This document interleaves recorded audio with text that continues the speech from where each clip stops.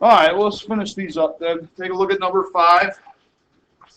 Read it carefully and thoroughly. You might want to have your flow chart sitting next to you for now until it's committed to memory. And by might, I mean definitely for now, right?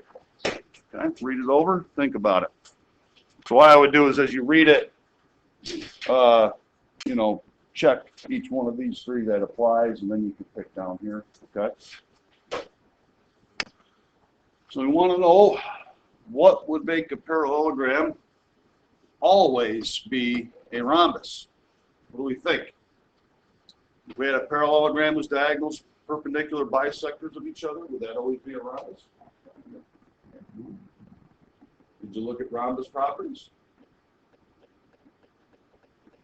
Okay. So tell me what you think. Which of those 3, if any, or 2, or all of them, would make that parallelogram a rhombus? 1, 3, and 2. Okay. So let's get back to that. Diagonals being perpendicular bisectors of each other. Well, because of the parallelogram, they're definitely bisectors already, right? But this is perpendicular bisectors. What's that? Right. But will that make that parallelogram a rhombus? If the diagonals. Yeah, because that's a rhombus property, right? Okay. So definitely 1. How about 2? Diagonals bisect the angles from which they are drawn. In other words, opposite angles bisect. Look at your rhombus properties.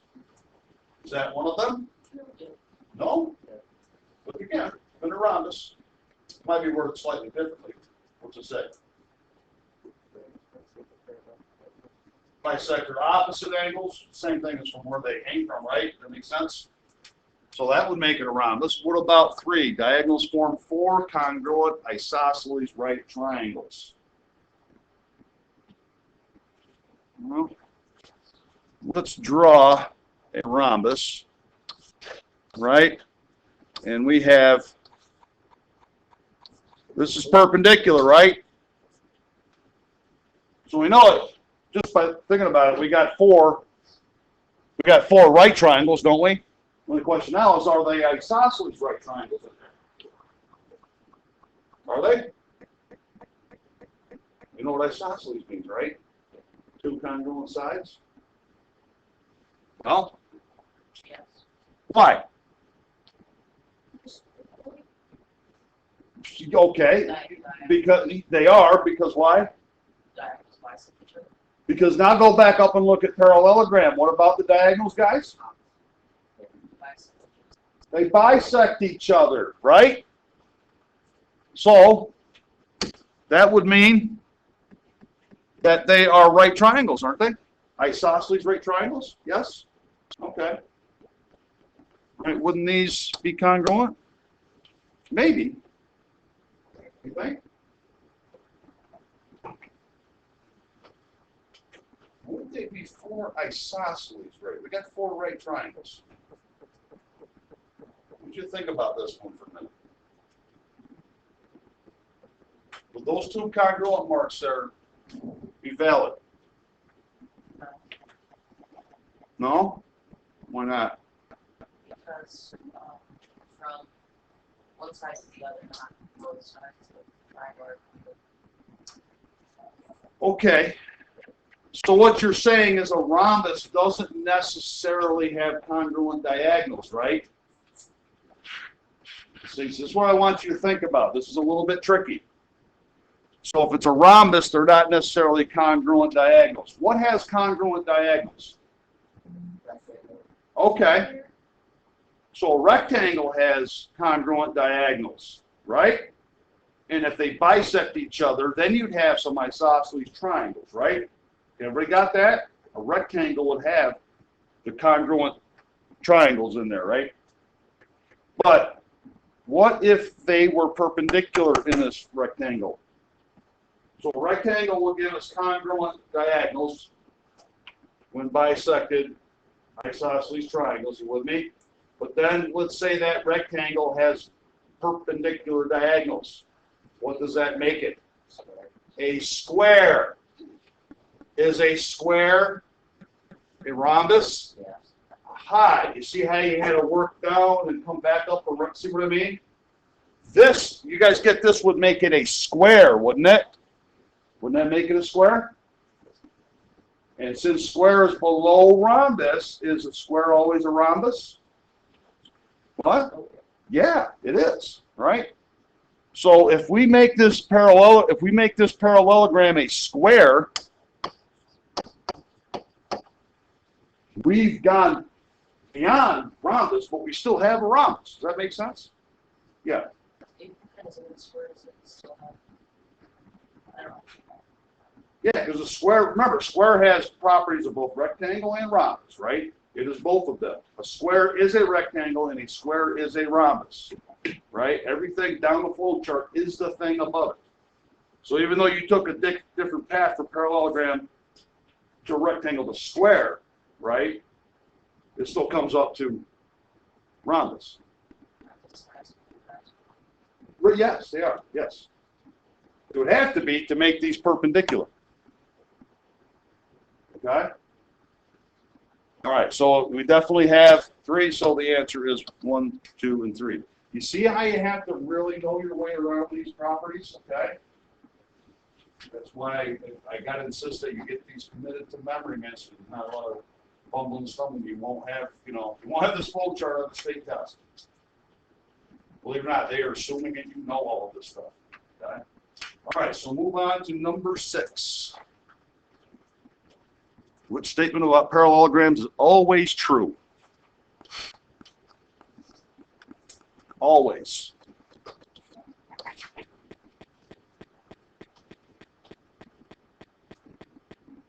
This one should be pretty simple compared to the last one. What do you think, guys? Yeah, that's right in there under parallelogram, right? Diagonals bisect each other. Would they always be congruent? That would only be if the rectangle is parallelogram is a rectangle, a square, right? Would they always be perpendicular? That would only be if the parallelogram is a rhombus. You get the idea? And they said always. Okay, moving along. Number 7. Do make sure you make note of the shape they say it is, okay? That is critical, because that's where you go to on your flow chart, or when it's in your brain, go to that part in your brain, your flow chart in your brain, okay? So they told us it is a parallelogram, and it's got diagonals in it.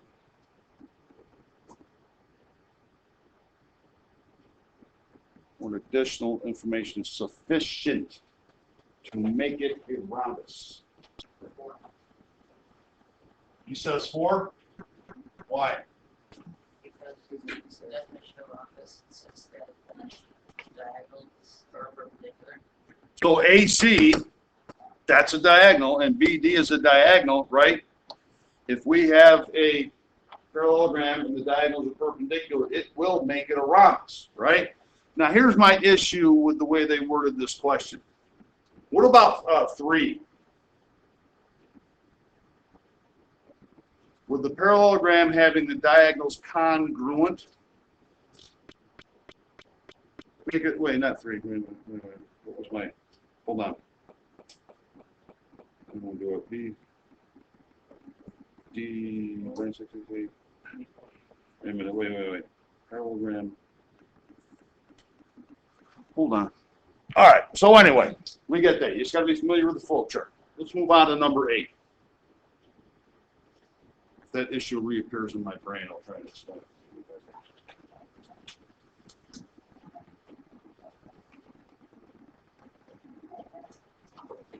You might want to sketch this out, guys. Why would I want to sketch this out? Because they give you some segments here, right? Like, how are you going to know what part of the parallelogram these segments are, right? So make a sketch of it. So I'll do that. So we got A, B, C, D. A, B, C, and D. Okay? And are any of these choices referring to the diagonals of this parallelogram? Huh? Okay, so we might want to draw the diagonals in so we can think about it. Does that make sense? Because I don't know if you're trying to picture it in your head, keeping track of the letters and what's a diagonal, you know, like is AC a diagonal? I don't know, right? So which one would prove that it's a rhombus?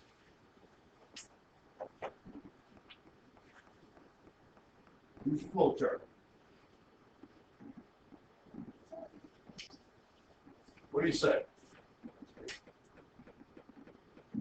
He says 3. What do you guys think? Why do you think 3? Yeah, right. Let's look at each one of them, right? Let's try. What about number 1? Angle ABC. This guy up here being congruent to angle CDA. Would that make it a rhombus? No, that's a property of a parallelogram. It doesn't change it at all, right? So this is a parallelogram. See how I write parallelogram, by the way? And that's a little abbreviation. You guys get that? Parallel symbol, then ogram. You can do that. What about AC being congruent to BD? In other words, those are the diagonals. Would congruent diagonals make it a rhombus? What would that make it? Rectangle, at least, right? And we said 3, yeah, perpendicular would definitely. Well, what about AB perpendicular to CD? That's a right angle mark. Will that make it a rhombus? Huh? Not necessarily. It'd be a what? Huh? It'd have to be a rectangle, wouldn't it? Right? But if that rectangle in turn got made into a square, then would you have a rhombus? Yeah. You see what I mean? Okay. All right, so the answer is 3. Number 9. Parallelogram is always a rectangle. Always. If what?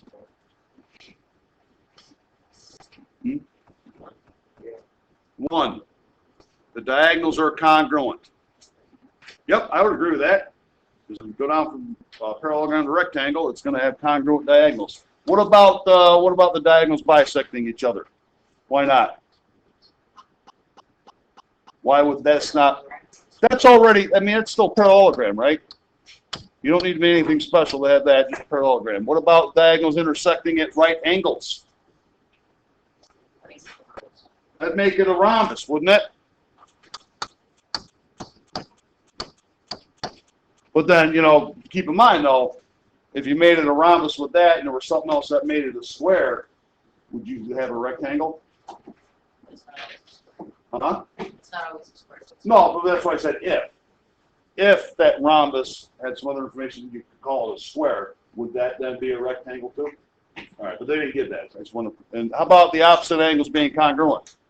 That's parallel. That's still parallelogram, okay? All right. Moving along, number 10. And I would definitely label these.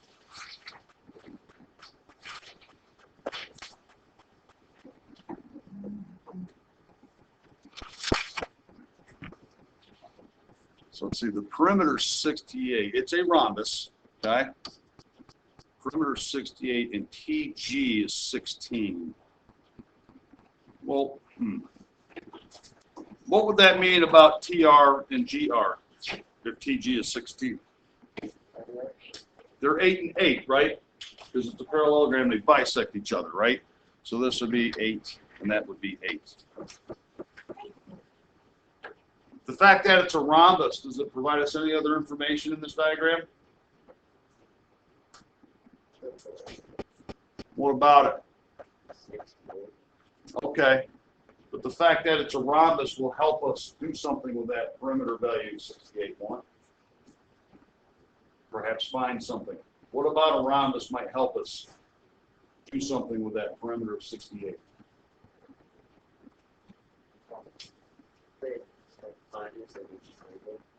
What's that? Help us find the hypotenuse of each triangle. Okay, you took a step. Maybe not everyone follows you there.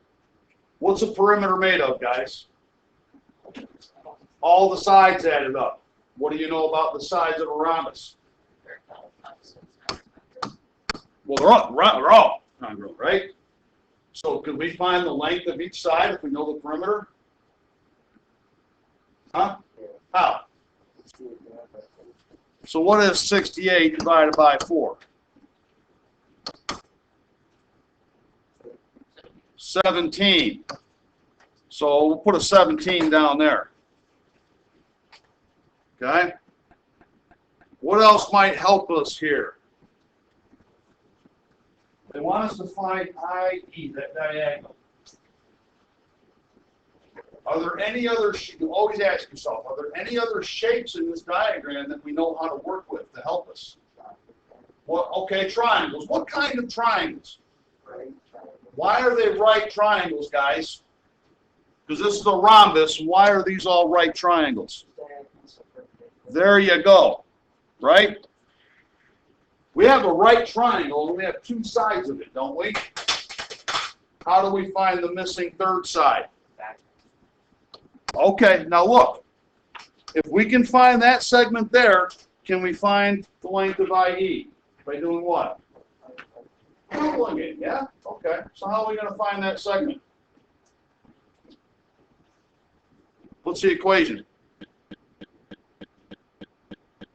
So we said Pythagorean theorem, right? So what's the equation then? To find where I have that x.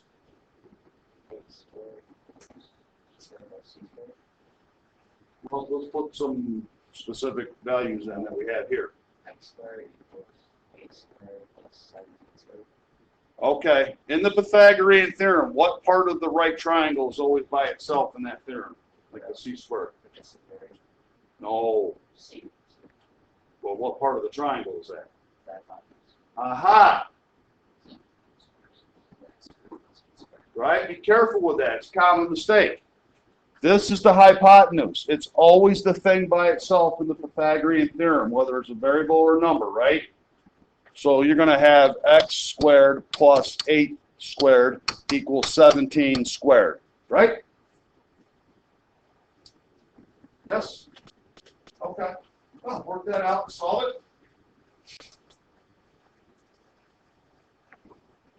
it. So the x squared plus 64 equals, what's 17 squared? Not 229, 289, right? Subtract 64 from both sides. What do we get? 225. What is the square root of 225? Huh? 15. Let's see. Hey, it's choice 1, isn't it? Why not? I got x equals 15. There's a 15 there. Well, on that side, all right. It's, they want IE, right? You got to be careful. So what do? IE equals 2 times 15, which is what? 30. Okay? All right? And by the way, did we have to do the Pythagorean theorem here? Yeah. We did? No. No, why not? Or, instead of all this, are these all integers? When we got done doing it right, so is that a triple? Right? 8, 15, 17? We ran into that one, didn't we? It's 3, 4, 5, 8, 15, 17, 5, 12, 13s. And again, it's not something you have to commit to memory, but it's useful, isn't it? See how this little bit of work here, instead of doing all that, right? So 15 and then double it and get 30. All right? Well, let's move along. Parallelogram must be a rhombus. If its diagonals are, or if its diagonals, which one? I see everyone looking at their flow chart. I love it. Last marking period just sat and stared at the problem. You guys are looking where you're supposed to. I love it. Which one is it? Everybody agrees 4? Pretty simple, right? Right off the flow chart, right off the properties of rhombus. Okay, number 12. Okay, probably going to want to read that and do some labeling of things. Okay, take a minute and do that. First of all, what is the shape? Yeah, you got to know that. Okay, because then you have certain properties that will help us out. Okay, complete TST drawn. So ST congruent to SP. You better go in there and label that, right? Angle R is 130. There's a measure of angle PST. Now I'm going to put an X up here. I'll give you a moment to think about that. So you're going to have to think about not only the fact that it's a parallelogram, but about other shapes we've learned about and can apply here. Got me? You cannot forget stuff we learned before. I'll give you a minute. You guys all agree? Because of this, we have an isosceles triangle here, don't we? Well, we're dealing with angles, so what do you know about isosceles triangles or any of those angles? You gotta know something. Well, hold on. We'll get to that. That's true for parallelogram, but let's address the triangle. What? The base, it's isosceles, so the base angles are congruent, right? So can we do this? Like that? Okay. So you remember, if we can find the base angles, which are the same, it's pretty easy to find this third angle, isn't it? Okay. So now we need to know something about what shape. Because what the angle that they gave us is in which of the shapes? The parallelogram. Now you've got to think parallelogram to get the triangle. See what I mean? So think that over.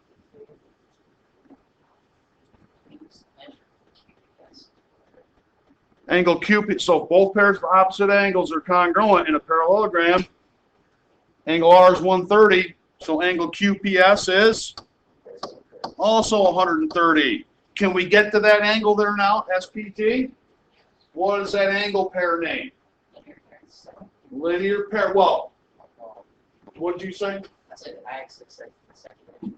Oh, okay. So, you might have been thinking adjacent, but specifically adjacent. They're a linear pair. What do they add to? Okay. Let's see if you can work this out now. Everybody's kind of on the right path here. So, how do we find this angle right here, guys? 180 minus 130, right? Gives us what? 50. So this is 50. What's this angle? 50 degrees. We can find X, can't we? How would we find X? 180 minus 50. In other words, 180 minus 100, right? 80 degrees. Yep, just got to start getting a feel for this. You got to start keeping your mind open to all the other stuff we've learned. Okay? All right, moving along. 13. Please notice any key words in there. Like, for example, this one. And this one, right? And this one. This is where you got to put your think caps on with regard to your flow chart. Okay? Where's your flow chart at? Figure that out right there. Until you memorize it, this is the only way you're going to work through this.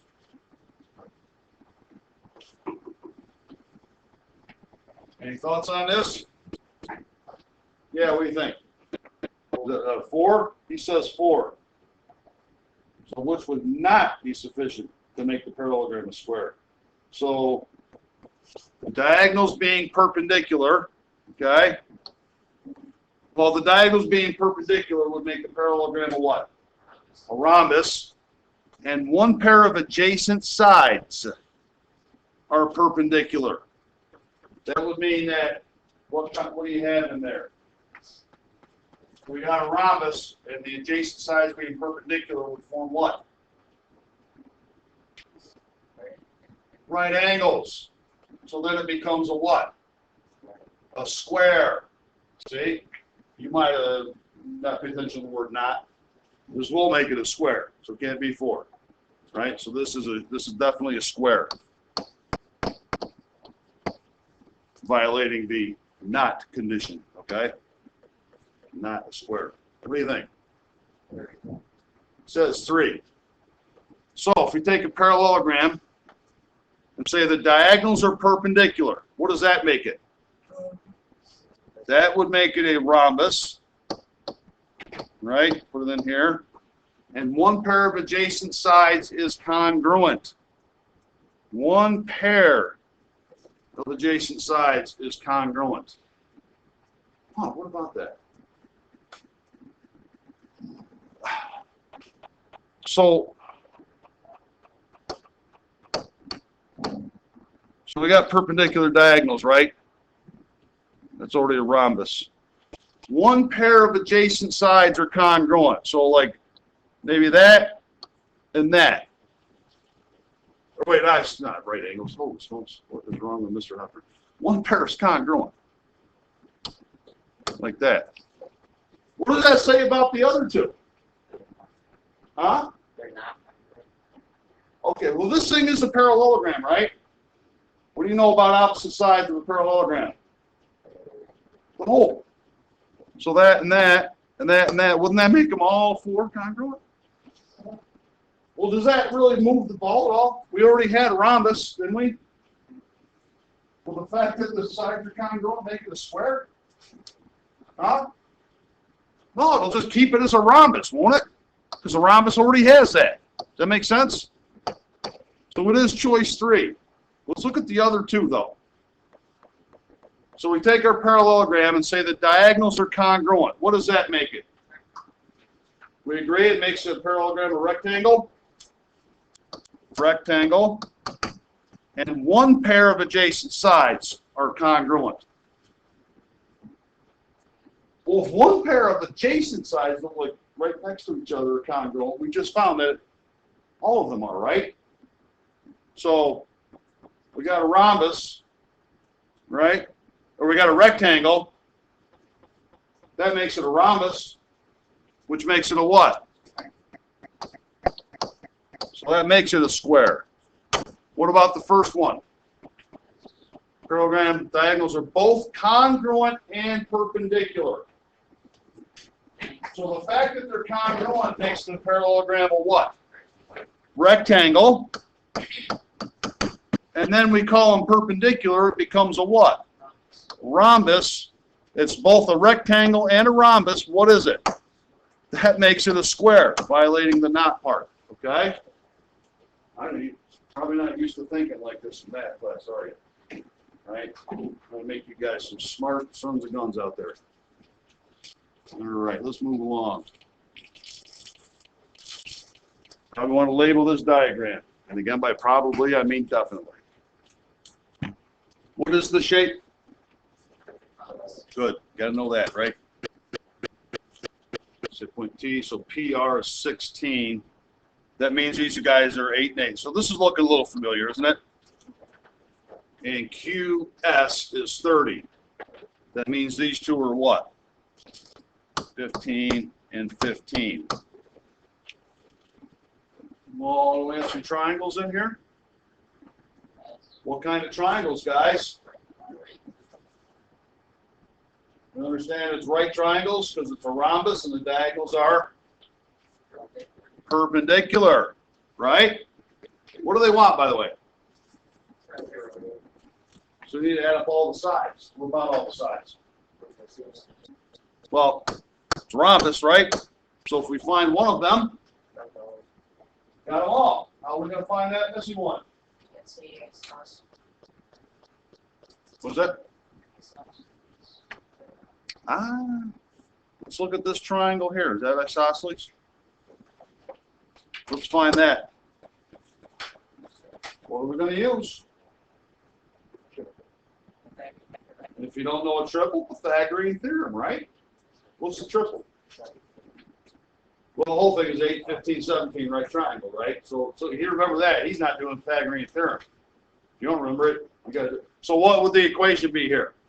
if we're using the Pythagorean theorem? Squared plus. What now? X squared equals. Hypotenuse is always by itself, right? So x squared 225 plus 64, right? X squared equals, what's that, 289, right? Take the square root, right? Or, remember the triple, 8, it's an 8, 15, 17, okay? So, is that our answer, 17? They want the what? What do we do? Or, instead of adding the same thing 4 times, can we just do 4 times 17? What do we get? 68. We circle your final answer, okay? You starting to sink in a little bit, starting to see the twists and turns they take with these things? Okay, moving along. Lots of important words in here. First of all, it's a parallelogram, right? What does this say? What is it? So bisectors of an angle means we have what in there? What do bisectors do to an angle? Splits it into. So what do we have in there? Congruent angles to work with, right? Okay. So angle ABC gets bisected. So doesn't that mean that these two are congruent? Right? And DCB gets bisected, so wouldn't that mean that these guys are congruent? You with me? And then they give us some numerical information. What's that?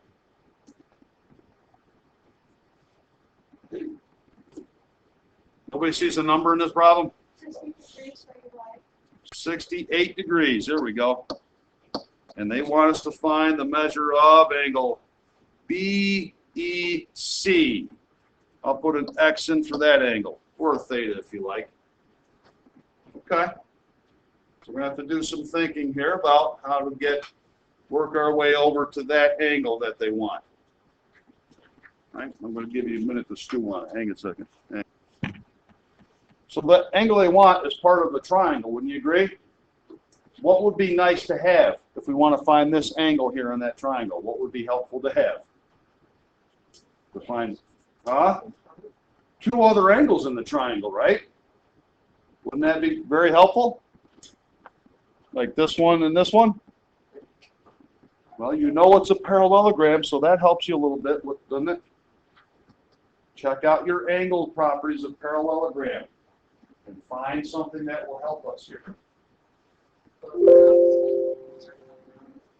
What about opposite angles of parallelogram, everybody? Okay, how does that help us? Huh? Said I could.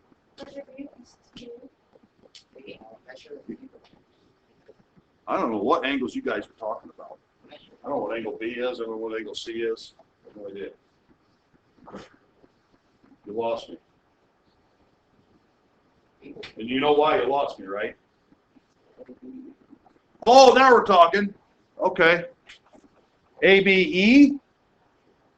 Why don't we get to that? Knowing it's a parallelogram and opposite angles are congruent, there's one that's 68. What other information does that give us then? Since opposite angles of a parallelogram are congruent. That's 68. Is this not 68? Okay, that's 68. And that angle has also been what? It's been bisected, okay? So really think about that. Now you're going to need to think of a way to get after this angle here. Knowing what you know about parallelogram angles. Look in your flow chart. Look in your flow chart. Consecutive angles here are supplementary. They add to 180. So can we find the measure of this whole angle here? How do we find that? And that gives us what? 112 for this guy. Okay? But again, that 112-degree angle has also been what? If you follow me now, can we now get those two angles in the triangle? Okay, go ahead. I'll let you work on it. Did we get the measures of these angles up in here? What do you got? 56 for which angle? Oh, man, come on. What angle? So let me say it. Angle B, This angle? no, angle CB. There we go. 56. Right? You got to be specific about your language. And what's the other angle? Which angle is 34?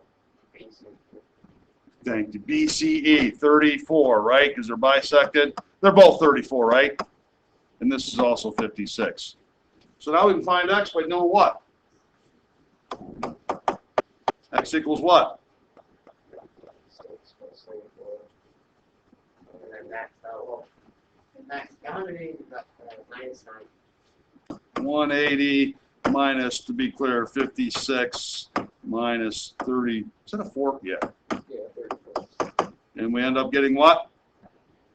90 degrees. You with me on that? Okay.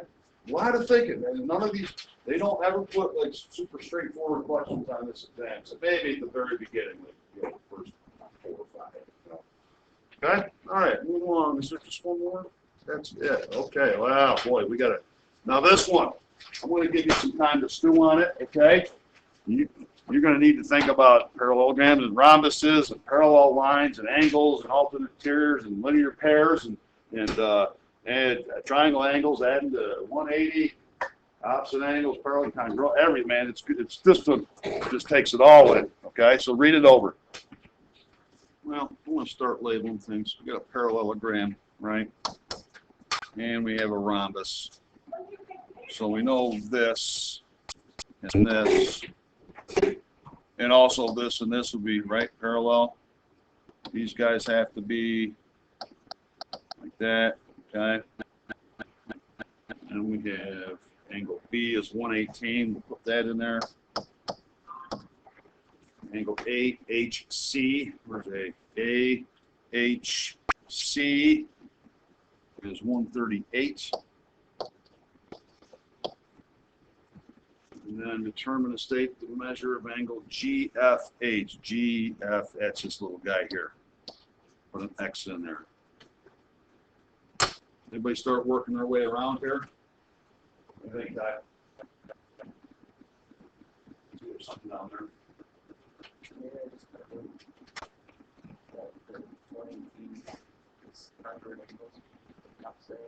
Yeah, what angle? Parallelogram? Okay, we'll go with that. Anybody else find any other angles in here that you can find? Yeah. What do you think there? No. Which one? Angle E? What? This is not. No. That's vertical angle with this. Not this one. Huh? This one is? Why is that 118?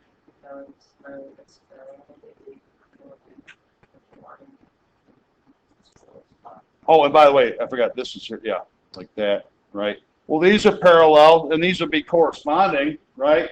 What do you think? Yeah, so you're right. That's 118. So Olivia?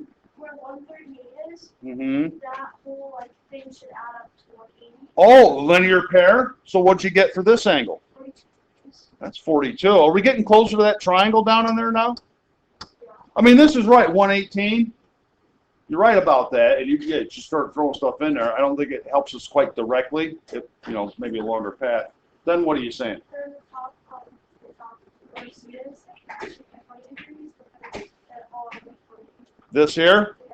Okay, it will. But is that helping us get down here, though? Next to the opposite angles. Oh, you're thinking alternate interior angles here? Yeah. is this line parallel to some other line though? Or is this a transversal between, oh, it might be. What'd you get for this angle? 20 degrees. 20 degrees, okay, that's why I was thinking a different way. I think you might be right. See what she's doing here? Yeah. And maybe there's like probably 20 different ways to get at this. I didn't have that one in mind. So we got basically parallel lines and a transversal, right? See what I mean? 28 and X, or 20, that's a 20. So X will be 20, right? Well, okay, that's one way. It is 20. Does anybody get there with a different way? Let me get this mess out of here. Not the way you said it's a mess, but. Anybody do it a different way?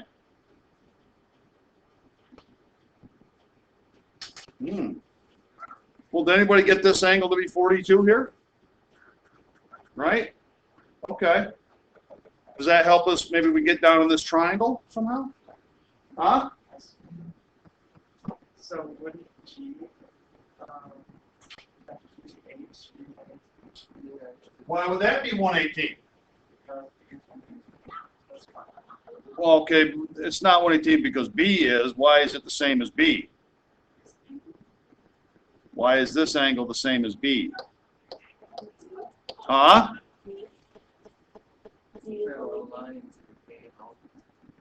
Yeah, so not directly related to B, right?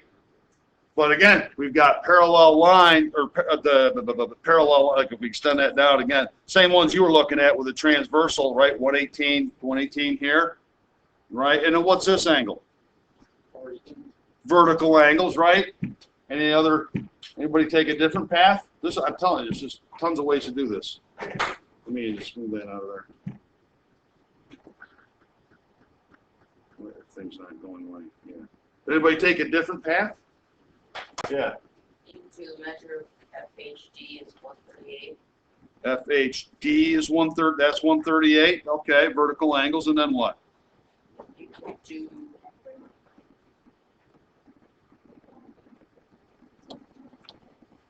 Then what? So that happens. It's all right. Well, maybe you can get this angle linear pair. Is that what you're thinking? Well, then why not just use this? These two as a linear pair, right? Right?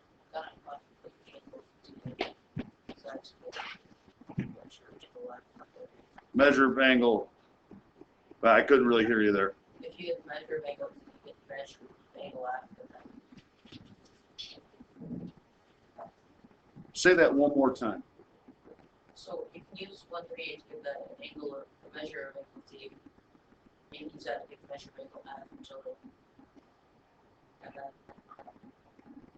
Okay, well, let's just stipulate that 118, let's put that in there.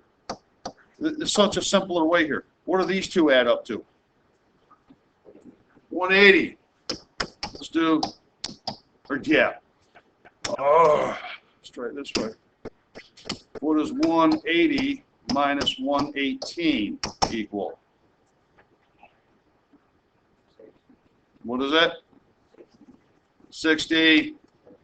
You guys have to speak up. That's 62. So now can we find X? Kinda? Well, you were a very indecisive sort. You don't want to commit to anything. How would we kind of find X then, Mr. Morley? Huh? Yeah, that's right. Right? Does that give us 20? it gives us zero. Oh, wait, what happened there? Did we do something wrong? So that's not supposed to be 62, that's supposed to be 40. Oh, somebody told me 62. Yeah. Who said 62? No. No. This is, I think he's deliberately trying to make me look like a fool, but that's okay. 42, right? This is 42. I've been made to look like a fool by much better people than you. So that's 42, right? And now we get 20, don't we? All right. Like, you don't,